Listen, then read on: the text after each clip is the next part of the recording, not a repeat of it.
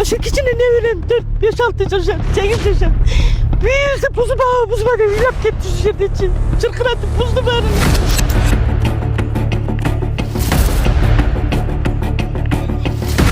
Buz var ha, buz var. Buz var, buz var. Buz var, buz var.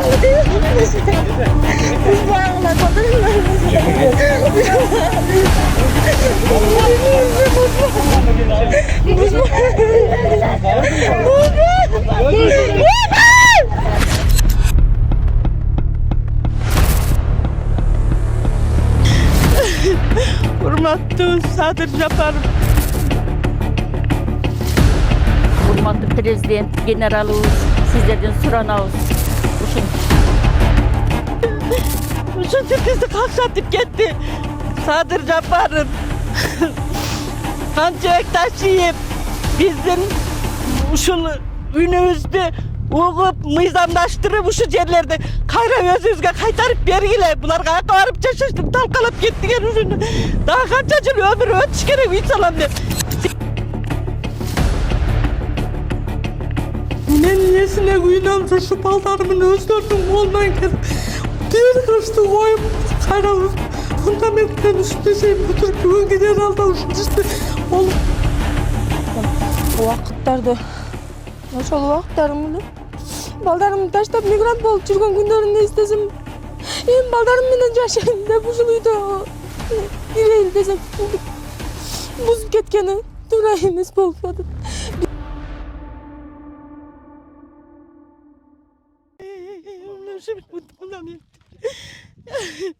Hurmatlı Sadır Japarov, ben uşul Karasuv rayonunun Akdağ ayının turgunumun.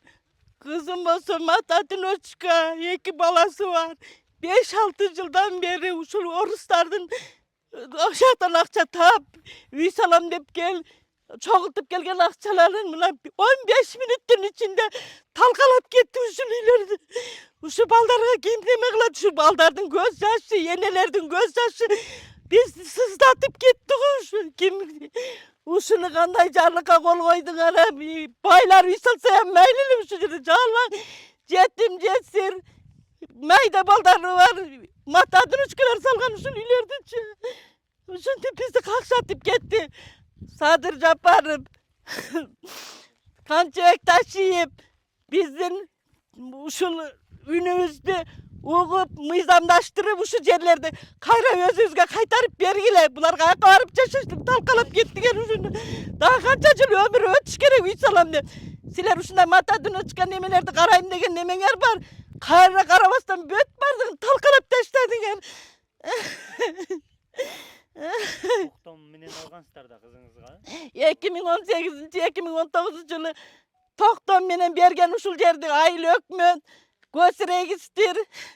Canan aktık dura gelip biz özüz basıp algan emesmiz uşul yerlerde çenep uşul yer sizin yeriniz uşul yerge siz üy salın degenden salganmız 2021-2022 yılı salıngan fundamentler uşular mınatip bağrısı kakşatıp talkalıp getirdin. Men oşo günden beri davleyne maaşıp bugün balisadan uğup hazır geldim mençe. Çatamı şaşırdım kolan ölüp kızım kimge paydık mı? Bu yerde alganlar meni silerge dele paydası yok. Prosto eldin kapçığına ziyan getirdin ensiler. Buların bu şunday üylerde sağlıp şunday fundamenterde kılış için baldarın daha kaçacıl ömür ötüş gerek. Mıydandaştırıp bergile kayravanın turguzu bergile şu fundamentlerden akçasın kaytargılam da kılmastan elderdi sıdat bağla silerden hem yeneler gel vardır biz kokşagon sıdat bağla adam derdi mıydandı türde karap bergile şu yerlerde. Hurmatlı Sadır Japarov kançık taşıyıp mana men ile atkan ünümü uğatkandırsızlar. Kızım жалғыз boy ene, 2 balası var. Şu turmuşları bolu şimdi özün nemesin özü kılıp şu baldarıma üy jaygılayın dep 5 yıldan beri Rusya'da жүрüp şu kızım amçı. Oşonda 5 yıldan beri toplap kelgen akçasına fundament kuysamın 15 minut içinde talkalap gitti. Bizge jardan beriңiздер, жерди kayra mizamlaştırgıla. Bular şunday oyunca koymagıla, bizge oşon enelerdi sızdatmagıla, uylatmagıla silerinden bizge oşoğan eneleriңer bardır aynalayında. 4 жыл мурун ошо күйөөм иштеп неме кылып өзү муну куйганга деле немебиз жок болчу. Кредит алып, ошо кредит алып неме кылганбыз. Куйганбыз да. Муну неме кылганга бизде вообще каражат жок болчу. Ошо кредит алып неме кылып, эми ошо кредитин төлөп бүткөнүбүздө ана муну бузуп салды. Эми биз кандай кылабыз? Бизде эч неме жок болуп калды. Биз будан башка үйүбүз да жок, бара турган жайыбыз да жок.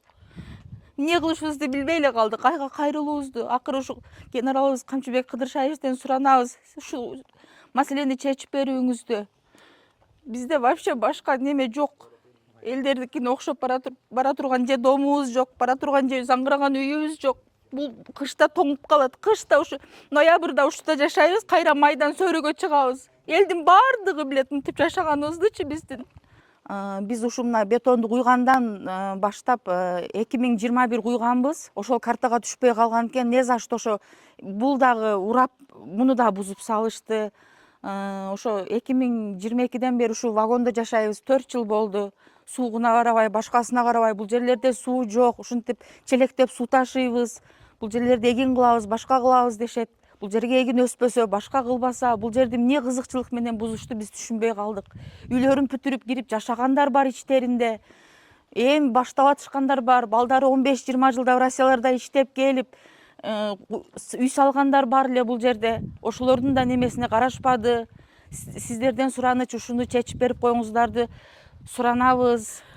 Биздин мына мыйзамдуу бөлүп берген чектери 2019 жылы берилген токтомдору менен 22 жылы салып бүтүрүлгөн бул үйлөр. Ушинтип мыйзамсыз деп келип бүт бардык үйлөрдү бузуп, талкалап мынтип кетти. Азыр мен үкам бул үйдө 3 баласы менен жашап аткан болчу.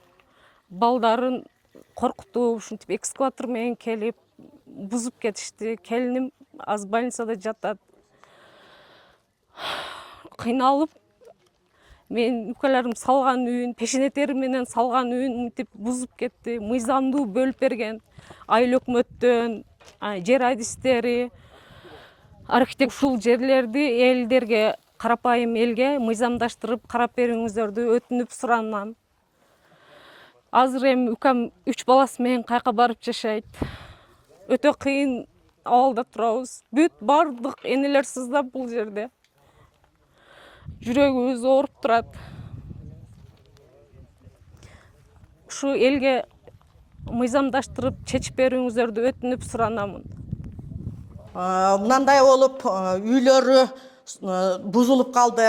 Бул эми булардын канча жылдык мээнеттери, балдарын таштап миграцияда жүрүштү. Ошолордун мээнети кайтпай бүгүнкү күндө ушундай болуп жатат. Бул калай жабыркап атабыз. Ушуларды кичине бир башка үйлөрдүн катарында бизге да мыйзамдаштырып, жакшынакай кылып киргизип коюңуздарды суранабыз. Өз колдору менен, өз мээнеттери менен салган үй болчу. Мен несине күйүнөм, ушу балдарымын өздөрүнүн колунан келип бир кырышты коюп, кайра фундаменттен үстүнө чейин бүтүрүп бүгүн генералда ушул ишти болгонума өтө эле абийимде. Ушунчалык ушул Октябрь айындагы элдин атынан өзүмдүн муганим болгон, өзүмдүн ушул муганим болуп туруп, өзүмдүн баламдын үйүн сактай албастан ушул абалда турганыма өтө өкүнүчтөмүн. Энди жашар неберемди алып калып, ушулардын бүт колуна кол болобуз деген күндө ушундай абалда турабыз. Бул дегенди мен башкалар кечирсе билбейм. Мен өзүмдү кечире албай турамын. Ошондой ак сарайдай болуп турган үйүндө өздөрү тынч, бала чакасы менен мыйзамдуу болуп, ошо мыйзамдаштырылган элдердин арасында жакшынакай болуп жашашын каалайм. Урматтуу президентибизге кайрылып кетем. Ушулар дагы элдин жараны, кыргыздын эң атуулду балдарынын бири армияга барып, службасын кылып, энетасын сүйүндүрөм деп, бала чакасын жалгыз үйгө киргизер алдында ушул абалда түшкөнүбүзгө мына өзүбүздүн Октябрь элинде мындан башка да бир канча элдердин эми фундаменти куюлган Үйлерде қалды, бардығын ушуну Жакшынакай мыйзамдаштырып, эл катары ушул жерге Жакшынакай кошун түзүп беришиңиздерди суранабыз. Эң башкысы ушулар тынч болсун. Кыргыздын Жакшынакай атуу уулдарын ушул жерлерден Жакшынакай кылып өстүрүп беришин суранамын. Мен да өзүм миграцияда жүргөмүн, 10 жылдан миграцияларда жүрүп келдим. Россиянын кылбаган ишин кылып келдик. Саламатсыздарбы, урматтуу калкым. Ушул видеодогу бул мен Ош облусунун Кара Суу районуна караштуу Сабай айыл өкмөтүнүн Октябрь айылынын тургуну болом. Биздин күнөөбүз ошол 2021-жылы сала албай биз шагылы боюнча кеткенбиз Москвага. Андан кийин каражаттарды топтоп келип 2022-жылы тургузуп коюп, 1 жыл эме тургузгам, сементтин тургузуп, фундаментин. 2-жылы кайра дагы кетип балдарыбызды таштап, андан кийин тургузуп, үйүбүздү тургузуп, 3-жылы дагы жолу барып, кайра дагы балдарыбыз менен ички ремонттон бери өзүбүз баардыгыбыз колдорубуз менен чыгарып жасаганбыз. Эми ушинтип кызыл китеп кылабыз деп 2022-жылдан бери эле барып жүрөбүз. Биз госрегистрга барганбыз, архитектурага барганбыз. Барсак, силер биринчи үйүңөрдү салып бергиле. Үйүңөр салынгандан кийин, андан кийин кызыл китеп кылып берет деп кайра жөнүгүткөн. Ошол кайра барганыбыздын эч пайдасы болбоду. Биз үйүбүздү салып бергиле, салып бүткөндөн кийин толук киргенден кийин ошол эме кылганыбызда. Эми кирип балдарыбызды деле той кылып, эми кирейин деп атсак, ушинтип эртеси күнү келип үйүбүздү талкалап кетип. Эми бизди өкүндүргөн нерсе, биз менен тең бирге алынган эле ошол тургундарыбыздын үйлөрү калды. Ошолордун катарында биздин дагы үйүбүздү калтырып коюңуздарды суранат элем. Урматтуу Садыр Нуркожоевич, биздин дагы сөзүбүздү угуп, карапайым элди дагы угуп коюңузду суранам. Балдарым менен канча мигрант болуп жүргөн күндөрүмдү эстесем, ошол убактарым эле балдарымды таштап мигрант болуп жүргөн күндөрүмдү эстесем, эми балдарым менен жашайм деп ушул үйдө кирейин десек, ушинтип бузуп кеткени туура эмес болуп атат. Биздин дагы үйүбүздү ошолор катарында салып берип коюңузчу, мыйзамдаштырып. Мыйзамдуу эле жер болчу. Мына ушул үйдө былтыр салып бүтүргөн. 10 жылдан бери ушу талаалап Россияда жүрөт. Үйгө такыр келбестен, келиндин жаш баласы бар эле, кичинекей баласын ушу күндө туруп, усталарды бакты эле, ошол жерде жүрдү эле. Ушундай кылып жакшына кылып салганды карайм. Кичине да неме кылбастан эч жараксыз кылып коюптур. Буга канча мээнет кетти, канча убакыт кетти, канча акча кетти. Ушинтип кыйналып салган үйлөрүн ушундай кылышты. Биз президентибизден суранабыз, Садыр Нуркожоевич, ушуларды бир чечип берсеңиз, мыйзамдуу түрдө биз басып алган жокпуз. Мыйзам чегинде болгон, токтомдор берилген. Анан ушундай келип кара кичине неме кылбастан эчтекеге жараксыз кылып коюптур да, мына үйдү кара жакшына кылып салып, эми кийинки жылы кирмекчи болуп атышты эле. Бул кылганы болбойт да, эми кандай кылабыз эми? Таптакыр эле жараксыз болуп калыптыр ушу, айрыкча мына биздин үйдү. Айылында турабыз. Ушундай кылып салышты. Ушу балдарыбыздын мээнети. Канча жылдан бери Россияда иштеп келип салган мээнети. Ошону туура чечип бериңиз сизден суранабыз. Бу жерде биринчиден баштагы айыл өкмөт барды документи менен берген жерлерди бөлүп архитектурадан келип. Эми экинчиси келди. Документиңер жок экенде бүт бузуп салып атат. Бул тем более кайдакы жер болсо, союз бузулгандан бери суу келбесе, мотор менен суу ичет, мотор менен суу чыгарып иштетет бир кооперативдин балдары. Бу жерде 100 гектарлар бар. 2 мотор каяка суу жеткирип берет ушул жерден. Союз бузулгандан бери суу келбейт мына жерге. Кайракы жер. Мына болгону 1,5 гектар чыкса керек ушул жерлер. Ошонун баардыгын чыгымын төлөйлүчү биз. Канча будай эксе, 1,5 гектардан канча будай чыгат. Төлөп береличи эти жазда. Суранабыз ушул балдарыбыздын мээнетин ордуна келтирип бериңиз, жолдош президент. Мен да кызым ушул жерден ошо чектер берилгенди алган. 10 жылдан бeri Россияларда жүрүп, башында эркеги жок. Жалгыз бой балдар менен балдарын таштап иштеп жүргөн. Буну көрүп мен өзүм да жүрөгүм ооруп, кыйналып жүрүп зорго тапкан эле ушундай карапайым калкты ушунчалык кыйнашатты. baldarını çaldıratıp taşap getip salgan üyler uşuntip. Sizlerden suranıcı urtmatı geliyor alımız. Prezident şularga adiletli mizandaştırıp şu çeklerini mizandaştırıp erişinizlerdi surayımız. Anam bul jerde şahmat bolup bir jer mına koşunası buzulbadı dağı biri buzulbadı janında biz şahmat bolup neme otad. Uşoga adiletli karap adiletli mizamdaştırıp erişinlerdi surayımız. Kızım da başında yeri yok, özü kıynalıp 8 yıldan beri musafir jurtda жүрüp iştep tağıp gelip şunçalık kılgan. Hem alganda ele sразу salıvereylik desek şartımız yok için oşo Rossiyalarga barıp iştep gelip şunçalık kılıp hem просто adam jüregi oruйт da bunça nemeni gör adamdardın hareketi. Sizlerden suranıç. Taşıyevич. Sizlerden köpten köp suranıç kayrılуу жасап атабыз.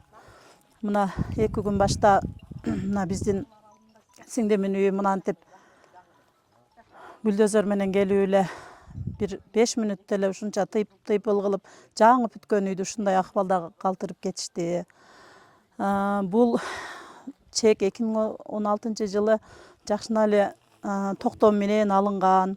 Госрегистр архитектура тарабынан, айыл өкмөт, айыл башы тарабынан жакшына эле берилген чек болчу.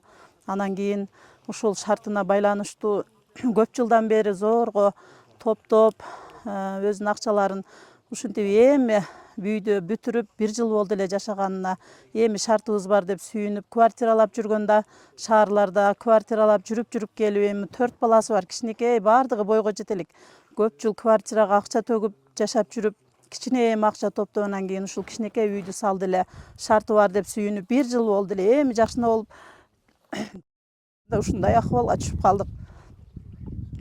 Силерден көп сураныч мына ушул үйлөрдү ушу чектерди мыйзамдаштырып берсеңиздер аябай жакшы болот эле. Бул эмес бардыгы ушул 84 үй бар. Ушул үйдүн баардыгы тыйпыл болуп кетти. Бир просто 15 мүнөттүн ичинде ушундай болуп кетти. Ошон үчүн силерден көп сураныч ушул элдин үнүн угуп жакшы жакка чечип бергиле деген кайрылуубузду жасап атабыз. Кудайым силерди колдосун. Ушундай карапайым элди баары эле карапайым элдеркен карап отурсакчы баардыгы кыйналып кысталып пешене тери менен ушундай даражага жетип аябай сүйүнүчү коюна батпай отурду эле. Мен сиңдим дагы кан басым көтөрүлүп кетти. Ушул нерсе аябай оор келди. Азыр эми ооруканада жатат. Ушундай эми жакшы жакка чечип бериңерди суранабыз. Дайыма ушул элдин атынан дагы ушул жердеги жергиликтүү тургундардын атынан дагы көптөн көп сураныч кайрылуу жасап атабыз.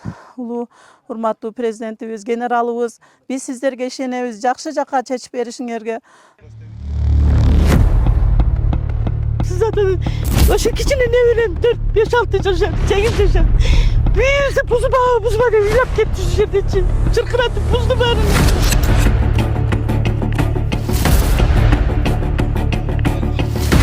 Buz var ha, buz var. Buz var. Buz var.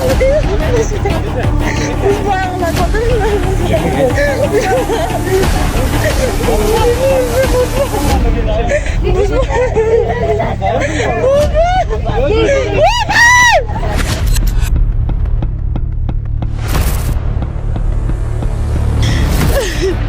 Hurmatlı Sadır Japarov. Hurmatlı prezident, generalыбыз, sizlerden suranabız. Uşunca bizi kakşatıp gitti. Sadır Japarov. Kancık taşıyıp bizim uşul ünümüzde uğup mıyzamdaştırıp uşu yerlerde kayra özümüzge kaytarıp bergile. Bunlar kayaka varıp çeşiştim talkalap gittiler uşunu. Daha kaç acılı ömrü ötüş gerek uysalam de. Men niyesine kuyunamsa şu baldarımın özlerinin kolundan gelip diğer kırıştı koyup kayranıp fundamentten üstüne şey götürüp bugün gider aldan işte olup. Убакыттарды ошол убакыттарымды балдарымды таштап мигрант болуп жүргөн күндөрүмдү эстесем эми балдарым менен жашайм деп ушул үйдө ирейин десем бузуп кеткени туура эмес болуп атат.